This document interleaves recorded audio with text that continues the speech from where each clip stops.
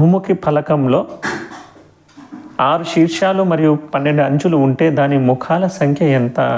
So దీన్ని కనుక్కోవడానికి v - e + f = 2గా తీసుకుంటాం.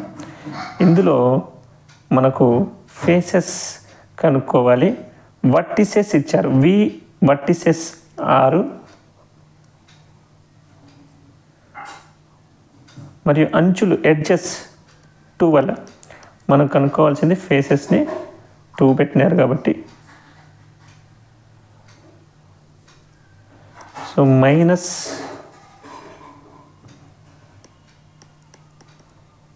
= 2,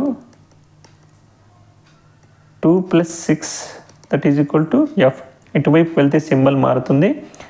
8 ముఖాలు అనేవి ఉంటాయి. ఆప్షన్ అతి చిన్న క్రమబహుభుజి మనకు ఒక త్రిభుజం. మరి ఈ త్రిభుజంలో ప్రతి కోణము సమానంగా ఉండాలి కాబట్టి 60 డిగ్రీలతోనే అది క్రమభుజిగా మారుతుంది. సో ఆప్షన్ 2 ఒక క్రమభుజిలో సాధ్యమయ్యే అతి చిన్న అంతర కోణము 60 డిగ్రీలుగా ఉంటుంది. ఆప్షన్ 2. ఒక సంవృత పటంచే ఆవరించబడిన ఉపరితల ప్రాంత పరిమాణంను వైశాల్యం అని చెప్తాము. పూర్తి చుట్టుకొలతను చుట్టూతా ఉండే కొలతను చుట్టుకొలత అంటారు. పరిధి అనేది వృత్తానికి సంబంధించింది. ఘన పరిమాణము త్రిమితీయ వస్తువులకు సంబంధించిన భావన. మొదటి 10 సహజ సంఖ్యలలో అతిపెద్ద సంయుక్త సంఖ్య. ఆప్షన్ 4 10 అవుతుంది. సంయుక్త సంఖ్య అంటే వేటికైతే కారణాంకాలు 2 కంటే ఎక్కువగా ఉంటాయో అట్లాంటి సంఖ్యల్ని సంయుక్త సంఖ్య అంటాము.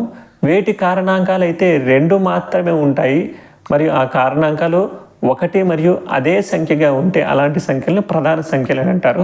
సంయుక్త సంఖ్యల్లో పెద్ద సంయుక్త సంఖ్య మొదటి 10 సహజ సంఖ్యల్లో 10 కాబట్టి ఆప్షన్ 4 అనేది కరెక్ట్ ఆన్సర్ అవుతుంది. దత్తాంశం యొక్క పౌనపుణ్యం అడుగుతున్నారు. పౌనపుణ్యం అంటే ఒక రాశి ఎన్నిసార్లు దాంట్లో పలుమార్లు ఎన్ని మార్లు అనేది రిపీటెడ్గా వచ్చిందో కనుక్కోవాలి. సో 2 ఒకసారి ఇంకొకసారి. సో 2 సార్లు వచ్చింది. 2 అనేది ఆప్షన్ 3లో ఉంది కాబట్టి ఆప్షన్ 3 కరెక్ట్ ఆన్సర్ అవుతుంది.